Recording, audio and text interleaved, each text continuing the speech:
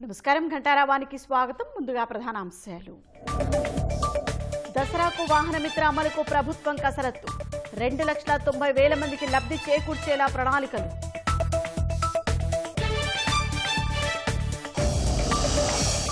నేపాల్లో చిక్కుకున్న ఆంధ్రుల కోసం ప్రత్యేక విమానం. మధ్యాహ్నం స్వస్థలాలకు చేరుస్తామని లోకేష్ హామీ.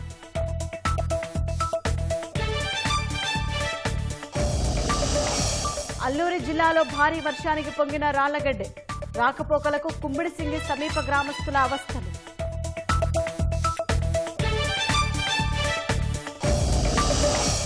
భారత రాజ్యాంగాన్ని చూసి గర్విస్తున్నామన్న సిజిఐ.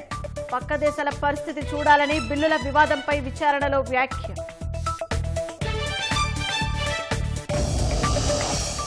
ట్రంప్ సన్నిహితుడు చార్లీ కిర్క్ హత్య.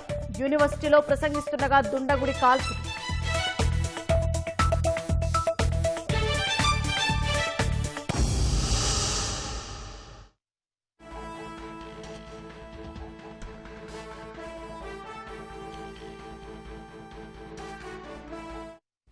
తాజాంశాన్ని చూస్తున్నాం. ఐపీఎస్ అధికారి సంజయ్ని ఏసీబీ అధికారులు రెండో రోజు కస్టడీకి తీసుకున్నారు. ఇక మరింత సమాచారం మా ప్రతినిధి జయప్రకాష్ అడిగి తెలుసుకుందాం. జయప్రకాష్, సంజయ్ కస్టడీకి సంబంధించిన వివరాలేంటి? షాహీన్ ఈ రోజు 8:20కి సంజయ్ ని కస్టడీకి తీసుకున్నారు. విజయవాడ జిల్లా జైలు నుంచి ఆయన కస్టడీలోకి తీసుకొని ముందుగా జీజీహెచ్ లో వైద్య పరీక్షలు చేయించి ప్రస్తుతం అక్కడ గొల్లపూడి ఏసీబీ కార్యాలయానికి తీసుకువెళ్లారు. మరికొద్ది సేపట్లో విచారణ ప్రారంభం కానుంది. ఈ రోజు సాయంత్రం 6 గంటల వరకు విచారించేందుకు విజయవాడ ఏసీబీ కోర్టు అనుమతించింది. అయితే ముందుగా విచారణ అనంతరం వైద్య పరీక్షలు చేయించి ఆ తర్వాత ఈ రోజు రెండో రోజు ఆఖరి రోజు కావడంతో కోర్టులో హాజరుపరచాల్సిన అవసరం ఉంటుంది. కోర్టులో హాజరుపరిచి అనంతరం జిల్లా జైలు అధికారులకు అప్పగించాల్సిన అవసరం ఉంటుంది. అంటే సుమారుగా దాదాపుగా 4 గంటల ప్రాంతం వరకు ఈ రోజు విచారించే అవకాశం ఉంటుంది. నిన్న సుమారు 6:30 గంటలకు పైగా సంజయ్ ని విచారించారు. ఇందులో 2 కంపెనీలు సౌత్రిక అదేవిధంగా క్లిక్ ప్రాప్ అనే టెక్నాలజీస్ అనే ఈ 2 కంపెనీలకు సంబంధించి కాంట్రాక్ట్లు అప్పచెప్పారు. వాటిలో సంబంధించిన వివరాలను పూర్తి స్థాయిలో అడిగేందుకు సుమారుగా 50 ప్రశ్నలకు పైగా సంజయ్ ను అడిగారు. అయితే అందులో చాలా వరకు నాకు తెలీదు, గుర్తులేదు అని సమాధానాలు చెప్పి దాటవేశారు. చాలా కొద్ది ప్రశ్నలకు మాత్రమే కావాల్సినన్ని కాగితాలు ఇవ్వటంతో వాళ్ళకి అనుమతులు ఇచ్చానని, నిబంధనలకు విరుద్ధంగా ఏమీ చేయలేదని చెప్పినప్పుడు ఏసీబీ అధికారులు తమ వద్ద ఉన్నటువంటి సాక్ష్యాలను చూపించేసరికి ఆయన మౌనంగా ఉన్నట్టు మనకి సమాచారం తెలుస్తుంది. ఇందులో ఈ సౌత్రిక టెక్నాలజీస్ అదే విధంగా క్లిక్ ప్రాప్ టెక్నాలజీస్ కి ఏ నిబంధనల ప్రకారం దీనికి సంబంధించి ఏ నిబంధనల ప్రకారం ఈ కాంట్రాక్ట్ అప్పగించారు, అదే విధంగా పనులు పరిశీలించారా లేదా, అంటే ఇప్పుడు ఉన్నటువంటి ప్రధానమైన ఆరోపణలు వాళ్ళకి ఇచ్చినటువంటి నిర్దిష్టమైన పనులు పూర్తి చేయకుండానే నిధులు వెంటనే మంజూరు చేశారు. ఆ నిధులు మంజూరు చేయడానికి కారణం సిఐడి చీఫ్ అదే విధంగా అగ్నిమాపక శాఖలో ఈయన ఉన్నత స్థాయి డీజీ స్థాయి అధికారిగా ఉండటంతో సింపతికి ఒత్తిడి చేయడంతో వాళ్ళు విడుదల చేసినట్టు ప్రాథమికంగా ఏసీబీ అధికారులు విచారణలో తేల్చారు. తాను ఒత్తిడి చేయలేదని నిన్న జరిగినటువంటి విచారణలో చెప్పినట్టు సమాచారం. అయితే దానికి సంబంధించి ఉద్యోగస్తులు సాక్షులకు ఇచ్చినటువంటి వివరణ స్టేట్మెంట్ ని చూపించారు. చూపిస్తే దాంట్లో ఆయన మౌనం వహించారని తెలుస్తుంది. ఇదే విధంగా చాలా ప్రశ్నలు అడిగారు. అసలు సంజయ్ కి అదే విధంగా ఈ కంపెనీలకి నేరుగా ఎటువంటి సంబంధం ఉంది, ఎవరు రిఫర్ చేశారు, ఎవరి ఆదేశాల మేరకు నిధులు కేటాయించాల్సి వచ్చింది, నిబంధనలకు విరుద్ధంగా అసలు ఎందుకు వాటికి కట్టబెట్టారు. ఒకటి క్లిక్ ప్రాప్ టెక్నాలజీస్ అనేది అసలు దాదాపు సిస్టర్ కన్సల్టెన్సీగా ఉంటూ దానికి ప్రత్యేకమైనటువంటి కార్యాలయం ఇవి లేవు. ఒక రకంగా చూసుకుంటే బోగస్ కంపెనీగా దాన్ని పరిగణించవచ్చు. అట్లాంటి కంపెనీకి ఎందుకు మీరు కాంట్రాక్ట్ ఇచ్చారు, అసలు మీకు తెలుసా తెలియదా అని అడిగినప్పుడు తనకు ఆ విషయం తెలియదని చెప్పారని మనకి సమాచారం. అయితే ఏ కంపెనీకైనా ముందుగా ఇట్లాంటి కాంట్రాక్ట్ ఇచ్చినప్పుడు ఖచ్చితంగా వాటి పనితీరు ఎన్ని సంవత్సరాల నుంచి వచ్చింది వీటన్నిటిని ఖచ్చితంగా అధికారులు పరిశీలిస్తారు. ఆ పరిగణలోకి తీసుకున్న తర్వాతే ఈ ఎంపిక అనేది జరుగుతుంది. ఏ విధంగా ఇది చేశారనే విషయాన్ని ఇంకా రాబట్టేందుకు ఈ రోజు విచారణ చేస్తూ ఉన్నారు. గతంలో 3 రోజులు విచారించిన పూర్తి స్థాయిలో సంజయ్ సహకరించకపోవడంతో రెండోసారి కూడా కస్టడీకి అడిగిన పరిస్థితి అయితే ఉంది. ఈ రోజు అయినా సరే ఆయన నుంచి కీలక సమాచారం రాబట్టేందుకు ఏసీబీ అధికారులు కొత్త ప్రశ్నల్ని సిద్ధం చేస్తున్నారు. షాహీన్. ధన్యవాదాలు జయప్రకాష్.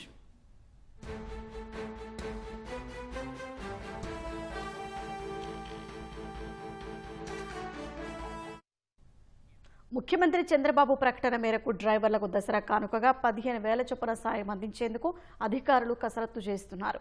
వాహన మిత్ర పథకం కింద 2,90,000 మందికి 15,000 చొప్పున 435 కోట్ల మేర ఆర్థిక సాయం అందించాల్సి ఉంటుందని భావిస్తున్నారు. రోజున ఆటో డ్రైవర్లందరికీ వాహన మిత్ర కింద 15,000 రూపాయలు ఆర్థిక సహాయం చేస్తామని అనౌన్స్ చేస్తున్నాను. అనంతపురం సభ వేదికగా ముఖ్యమంత్రి చంద్రబాబు చేసిన ఈ ప్రకటన వల్ల రాష్ట్రంలో 2,90,000 మంది ఆటో వాలాలు లబ్ధి పొందనున్నారు. ఒక్కో ఆటో డ్రైవర్కు 15,000 చొప్పున ప్రభుత్వం 435 కోట్ల రూపాయల్ని వారి ఖాతాల్లో జమ చేయనుంది. ఆగస్టు 15న మహిళలకు ఆర్టీసీ ఉచిత బస్సు పథకం ప్రారంభించే సమయంలోనే ఆటో డ్రైవర్లకు ఆర్థిక సాయం అందిస్తామని సీఎం ప్రకటించారు. అధైర్యపడొద్దని వారికి భరోసా ఇచ్చారు. ఆ మాట ప్రకారం ఈ దసరాకు వాహనమిత్ర పథకం కింద డ్రైవర్లకు సాయం అందిస్తామని ప్రకటించారు. వైసీపీ హయాంలో వాహనమిత్ర కింద ఆటో వాలాలకు 10,000 ఇచ్చారు. కూటమి ప్రభుత్వం 15,000 రూపాయల చొప్పున ఇవ్వనుంది. సొంతంగా ఆటో కొనుక్కొని నడుపుకుంటున్న డ్రైవర్లకు మాత్రం ఈ పథకం వర్తించనుంది. 2023-24లో ఈ పథకం కింద 2,75,000 మంది అర్హులు ఉన్నారు. ఇందులో ఆటో డ్రైవర్లు 2.5 లక్షల మంది కాగా టాక్సీ, మ్యాక్సీ క్యాబ్ల డ్రైవర్లు 25,000 మంది దాకా ఉన్నారు. తాజాగా వీరి సంఖ్య మరో 15,000 వరకు పెరిగి ఉంటుందని రవాణా శాఖ అధికారులు అంచనా వేస్తున్నారు. అలా చూసుకున్న 2,90,000 మందికి సాయం అందుతుందని భావిస్తున్నారు. సీఎం ప్రకటన నేపథ్యంలో రవాణా శాఖ ప్రత్యేక ప్రధాన కార్యదర్శి కృష్ణబాబు బుధవారం సచివాలయంలో ఆ శాఖ కమిషనర్ మనీష్ కుమార్ సిన్హా, అదనపు కమిషనర్ రమాశ్రీ, ఇతర అధికారులతో సమీక్ష నిర్వహించారు.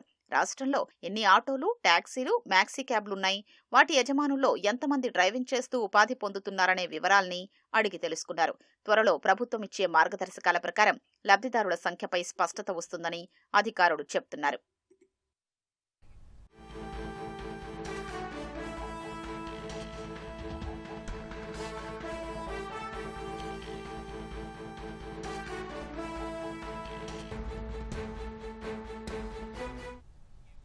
తాజాంశాన్ని చూస్తున్నాం. నేపాల్ సిమికోట్ నుంచి యాత్రికుల బృందం కాసేపట్లో బయలుదేరనుంది. టీడీపీ ఎంపీ సానా సతీష్ ఏర్పాటు చేసిన ప్రత్యేక విమానంలో ఏపీ యాత్రికులు బయలుదేరనున్నారు. ఇక మరింత సమాచారం మా ప్రతినిధి అరుణ్ అడిగి తెలుసుకుందాం. అరుణ్, యాత్రికుల బృందం ఏ సమయానికి బయలుదేరనుంది? యాత్రికుల బృందం ఇప్పటికే విమానాశ్రయం స్థానికంగా ఉన్నటువంటి సిమికోట్ లో ఉన్న విమానాశ్రయానికి చేరుకున్నారు.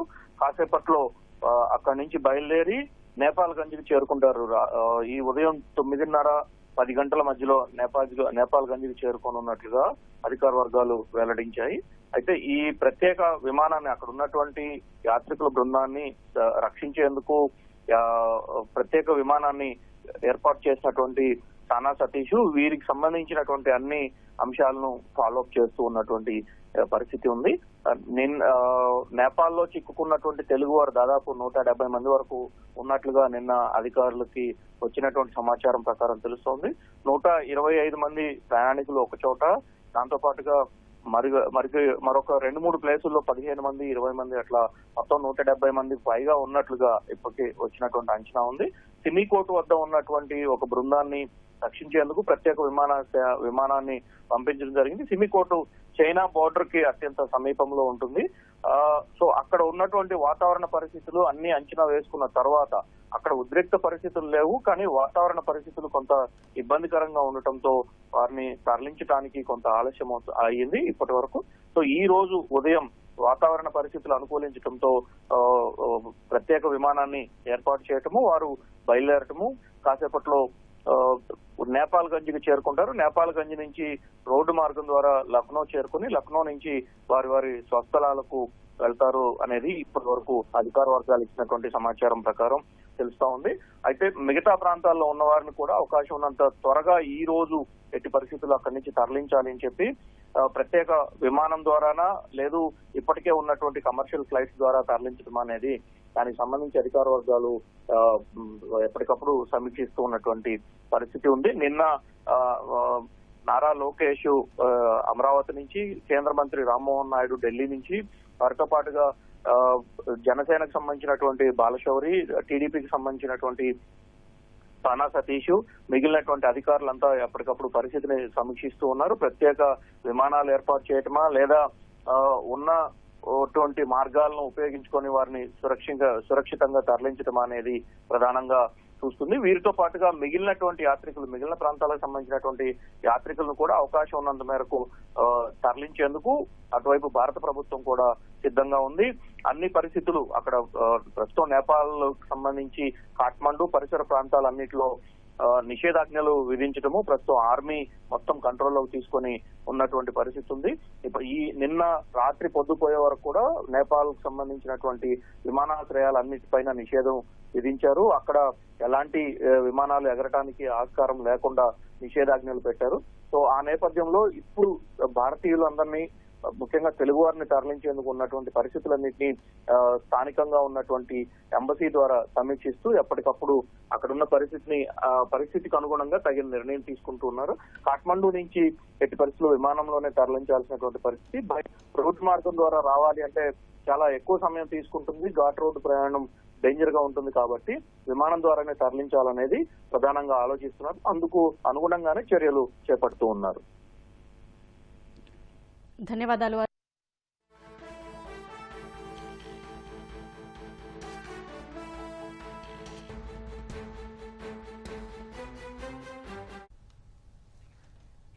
నేపాల్ రాజధాని కాఠ్మాండుకు విమాన సర్వీసులను పునరుద్ధరిస్తున్నట్లు భారత విమానయాన సంస్థలు తెలిపాయి. అక్కడ చిక్కుకున్న భారతీయులను తిరిగి భారత్ తీసుకొచ్చేందుకు ఎయిర్ ఇండియా, ఇండిగో సంస్థలు అదనపు విమానాలు నడపనున్నాయని పౌర విమానయాన శాఖ మంత్రి రామ్మోహన్ నాయుడు తెలిపారు. టికెట్ రేట్లను అందుబాటు ధరలోనే ఉంచాలని సదరు విమానయాన సంస్థలను కోరినట్లు ఆయన చెప్పారు. ఢిల్లీ నుంచి కాఠ్మాండుకు ప్రత్యేకంగా విమానాలను నడుపుతున్నట్లు ఎయిర్ ఇండియా తెలిపింది.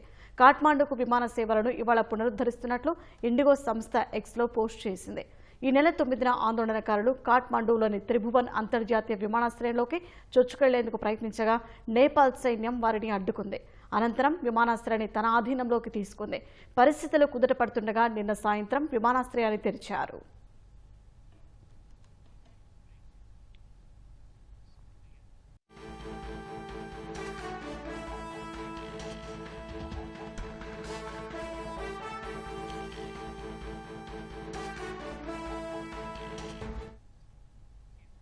తాజాంశాన్ని చూస్తున్నాం. గుంటూరు తురకపాలెంలో ఆర్ఎంపీ క్లినిక్ ని అధికారులు సీజ్ చేశారు. ఇక మరింత సమాచారం మా ప్రతినిధి ఎస్పీ చంద్రశేఖర్ అడిగి తెలుసుకుందాం. చంద్రశేఖర్, ఆర్ఎంపీ క్లినిక్ ని సీజ్ చేయడానికి గల కారణాలేంటి? గుంటూరు శివార్లోని తురకపాలెంలో మిస్టరీ మన్నాలకు సంబంధించి వైద్యాధికారులందరూ కూడా కొద్ది రోజులుగా అక్కడ చర్యలు చేపట్టారు. దాదాపు 3 నెలల కాలంలో 23 మంది వరకు అక్కడ ప్రభుత్వ యంత్రాంగం అంతా కూడా గత వారం రోజుల నుంచి కూడా అక్కడే మోహరించి బాధితులకు వైద్య సహాయం కావచ్చు, అక్కడ పరిశుభ్రమైన కార్యక్రమాలన్నీ కూడా చేపట్టే పనులు చేస్తుంది. అయితే ఇలా జరగడానికి కారణాలు ఏమిటంటే ఆరోగ్య శాఖ క్రమంలో అక్కడ ఒక ప్రత్యేకమైన బ్యాక్టీరియా వల్ల ఈ జ్వరాలు వస్తున్నాయి, ఆ లక్షణాలు కూడా దానికి సంబంధించినాయని చెప్పేసి అయితే వైద్యుని గుర్తు చేశారు. ఇప్పుడు ఆ బ్యాక్టీరియా ఎలా వచ్చింది, ఎక్కడి నుంచి వచ్చింది అనే దాని మీద కూడా కొంత అది ప్రధానంగా అపరిశుభ్రమైనటువంటి వాతావరణంలోనే ఆ బ్యాక్టీరియా పెరుగుతోంది. అక్కడ ఆ బ్యాక్టీరియా రావడానికి కారణాలు ఏంటి, ఇంతమంది చనిపోవడానికి కారణాలు ఏంటి అనే దాని మీద కూడా వైద్యాధికారులు క్షేత్ర స్థాయిలో విచారణ చేపట్టారు. ఈ క్రమంలో ఎవరైతే ముందుగా జ్వరాలు వచ్చేసి ఆ ఇబ్బందులు పడినటువంటి ఆ దుర్గపాలెం గ్రామస్తులు కొందరు స్థానికంగా ఉన్నటువంటి ఆర్ఎంపీ వద్ద చికిత్స చేయించుకున్నారు. అక్కడే సెలైన్లు అవన్నీ కూడా వాళ్ళు సైన్స్ ఫ్లూయిడ్స్ అవన్నీ కూడా ఎక్కించుకున్నారు. ఆర్ఎంపీ కొంత అవగాహన లేని కారణంగా అతను యాంటీబయాటిక్స్ అధిక మోతాదులో ఇవ్వడము, అలాగే ఆ శానిటైజ్ చేయకుండానే కొన్ని సెలైన్ సీసాలని కూడా సరైనటువంటి సెలైన్ బాటిల్ కాకుండా అవి కొంత దాని వల్ల కూడా ఇన్ఫెక్షన్ వచ్చింది. ఆ తెలంగాణ టీకాల వల్ల కూడా అటువంటి ఒక పరిశీలన వీటన్నిటి దృష్ట్యా డిఎంహెచ్ఓ నిన్న మరొకసారి ఆ ఆర్ఎంపీ క్లినిక్ ని పరిశీలించి అతన్ని కూడా ఆరా తీశారు. అక్కడ ఉన్న పరిస్థితిని అవన్నీ కూడా పరిశీలించిన అనంతరం ఆర్ఎంపీ క్లినిక్ ని సీజ్ చేయడంతో పాటుగా అతని పైన కూడా విచారణ చేయాలని చెప్పి కూడా అధికారులు నిర్ణయించారు. ఏం జరిగిందనే అంశంపైన ముందుగా ప్రాథమికంగా అయితే విచారణ జరిపారు. అయితే అందులో తప్పులు ఎంతమేర ఉన్నాయని ఒక నిర్ధారణ అయితే రాలేదు. కానీ ఇప్పుడు స్థానికంగా ఉన్నటువంటి ఆశా వర్కర్లు కావచ్చు, ఏఎన్ఎం కావచ్చు, మీరు కూడా గుర్తించి బాధితుల్ని ప్రభుత్వ ఆసుపత్రికి తరలించకుండా చర్యలు కూడా ఉన్నాయి. అక్కడ తుర్కపరంలో కూడా ఒక విలేజ్ క్లినిక్ కూడా ఉంది. అయితే అక్కడ సరైనటువంటి సౌకర్యాలు లేని కారణంగానే ప్రజలు ఆర్ఎంపీ దగ్గరికి వెళ్లారనేటువంటి ఒక వాదన కూడా వినిపిస్తోంది. వీటన్నిటి తరుణంలో ముందుగా అయితే ఆర్ఎంపీ అయితే అక్కడ ఎవరికి కూడా ఉద్యమాన్నించకుండా అయితే ముందుగా దాన్ని సీజ్ చేశారు.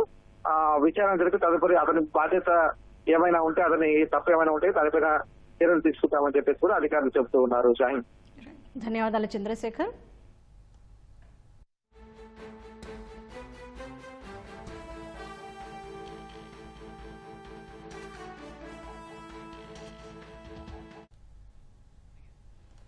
అనంతపురంలో జరిగిన సూపర్ 6 సూపర్ 8 సభ కూటమి శ్రేణిలో సరికొత్త జోష్ నింపింది. అనంతపురానికి పోటెత్తిన 3 పార్టీల కార్యకర్తలు కూటమి ఐక్యత చాటారు. కూటమి ఉంటేనే ఏపీకి బంగారు భవిష్యత్ అని తేల్చెప్పారు. చేయి చేయి కలిపి కలిసి గెలిచాం, కలిసే ఉంటామంటూ నాయకులు విస్పష్ట సందేశమిచ్చారు. అనంతపురం వేదికగా సూపర్ 6 సూపర్ హిట్ పేరిట కూటమి నిర్వహించిన భారీ బహిరంగ సభ బంపర్ హిట్ అయింది. రాష్ట్ర నలుమూలల నుంచి అనంతపురానికి తరలివచ్చిన 3 పార్టీల కార్యకర్తలు మండుటెండల్లోనూ రెట్టించిన ఉత్సాహం కనబర్చారు. మధ్యాహ్నం వరకు అంతంత మాత్రంగానే ఉన్న సభా ప్రాంగణం భోజనాల అనంతరం కేవలం అరగంట వ్యవధిలోనే కిక్కిరిసింది. ప్రధానంగా కడప మహానాడు తర్వాత రాయలసీమలో జరిగిన భారీ బహిరంగ సభకు టీడీపీ కార్యకర్తలు మరింత ఉత్సాహంగా తరలిరావడంతో గ్యాలరీలు కిక్కిరిశాయి. లోపలికొచ్చే అవకాశం లేక వేల మంది రోడ్లపైనే నిలిచిపోయారు. సభకొచ్చిన బస్సులతో 44, 42వ నెంబర్ జాతీయ రహదారుల వెంట బారులు తీరాయి. అభిమానుల ఉత్సాహాన్ని అదుపు చేయడం నేతలకు కష్టతరమైంది. పసుపు, ఎరుపు, కాషాయ జెండాలు రెపరెపలాడిస్తూ సూపర్ 6 సూపర్ హిట్ నినాదాలతో హోరెత్తించారు. చంద్రబాబు, పవన్, మాధవ్ వేదికపైకొచ్చి అభివాదం చేయగానే భారీ ప్రతిస్పందన కనిపించింది.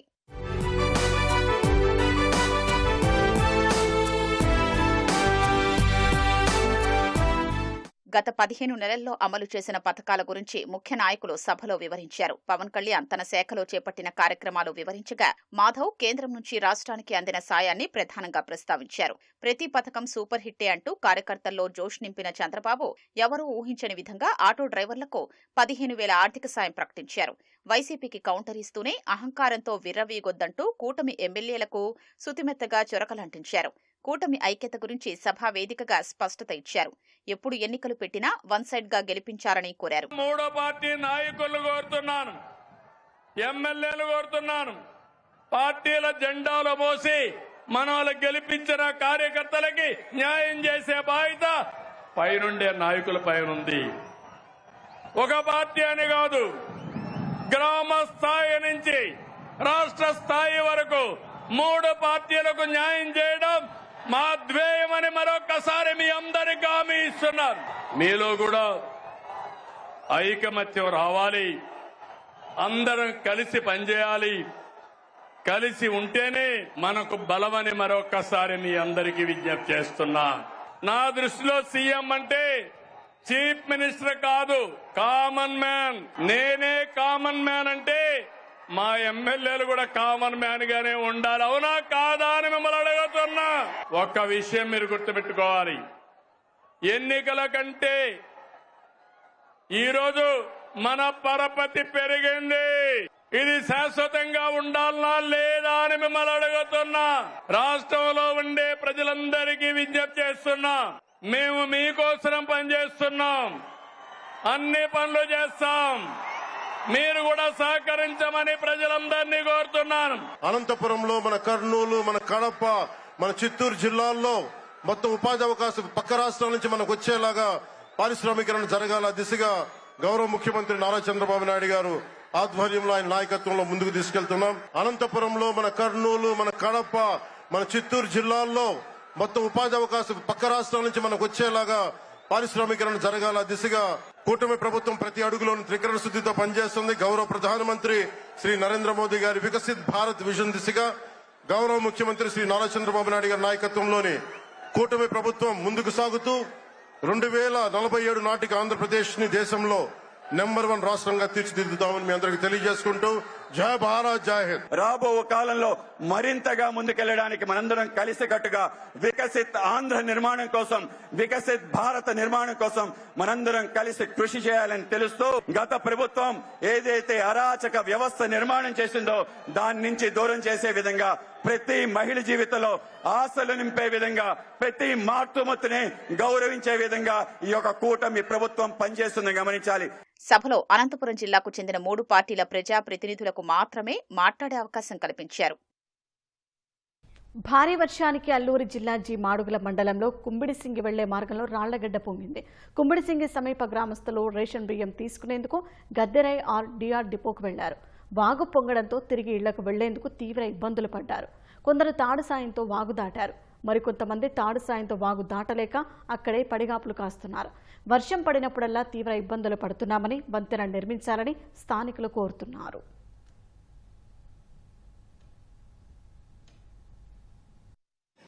వెళ్ళాలంటే కూడా గడ్డ ఉంది, ముంగట వెళ్ళాలంటే కూడా గడ్డవే ఉంది. ఇటు అటు కాక మధ్యలో ఉన్నాము. ఇప్పుడు ఎక్కడ ఉండాలో కూడా మాకు తెలియట్లేదు, మాకేం తోచట్లేదు. పిల్లలతో పెద్దవాళ్ళు కూడా ఉన్నారు. ఊరి గ్రామస్తులంతా కూడా ఇక్కడ రైస్కి వచ్చి ఉండిపోయింది సార్. బిల్లుల ఆమోదంలో రాష్ట్రపతి గవర్నర్లకు గడువు వివాదంపై విచారణ సందర్భంగా సుప్రీంకోర్టు ప్రధాన న్యాయమూర్తి జస్టిస్ గవాయ్ కీలక వ్యాఖ్యలు చేశారు. పొరుగు దేశాల పరిస్థితి ఎలా ఉందో చూడండంటూ నేపాల్, బంగ్లాదేశ్ తిరుగుబాట్లను ఉదాహరించారు. ఉమ్మడి అంశాలకు సంబంధించిన బిల్లుల ఆమోదం విషయంలో గవర్నర్లు రాష్ట్రపతికి గడువు విధించాలని తెలంగాణ సహా ఇండి కూటమి పార్టీల ప్రభుత్వాలు వాదించగా కేంద్ర ప్రభుత్వం తోసిపుచ్చింది. శాసనసభలో ఆమోదించి పంపిన బిల్లులను నిలిపి ఉంచే విషయంలో గవర్నర్ల అధికారాలను సమర్థించింది. 1970 తర్వాత కేవలం 20 ఉదంతాల్లోనే బిల్లుల ఆమోదంలో జాప్యం జరిగిందని పేర్కొంది. సంప్రదాయవాది అమెరికా అధ్యక్షుడు డొనాల్డ్ ట్రంప్ అత్యంత సన్నిహితుడు చార్లీ కిర్క్ను దుండగుడు కాల్చి చంపాడు. అమెరికా ఉటా కౌంటీలోని విశ్వవిద్యాలయంలో ఈ ఘటన జరిగింది. మాస్ షూటింగ్స్ పై యూనివర్సిటీలో నిర్వహించిన చర్చా కార్యక్రమానికి చార్లీ కిర్క్ ముఖ్య అతిథిగా హాజరయ్యారు. విద్యార్థి అడిగిన ప్రశ్నకు బదులిస్తున్న సమయంలో దుండగుడు కిర్క్పై కాల్పులు జరిపాడు. వెంటనే పోలీసులు ఆయనను ఆసుపత్రికి తరలించగా చికిత్స పొందుతూ మృతి చెందారు. నిందితుడు తమ అదుపులో ఉన్నాడని FBI డైరెక్టర్ కాష్ పటేల్ తెలిపారు. చార్లీ కిర్క్ మృతి పట్ల డొనాల్డ్ ట్రంప్ తీవ్ర దిగ్భ్రాంతి వ్యక్తం చేశారు. గొప్ప వ్యక్తి మృతి చెందారని తన సామాజిక మాధ్యమం ట్రూత్లో పోస్ట్ చేశారు. కిర్క్ను అందరూ ప్రేమించేవారని, యువతను అర్థం చేసుకోవడంలో అందరికన్నా మేటి అని రాసుకొచ్చారు. కిర్క్ మృతికి సంతాపంగా జాతీయ జెండాను అవనతం చేయాలని ట్రంప్ ఆదేశించినట్లు శ్వేతసౌధం తెలిపింది. ఇదొక రాజకీయ హత్య అని ఉటా గవర్నర్ ఆరోపించారు.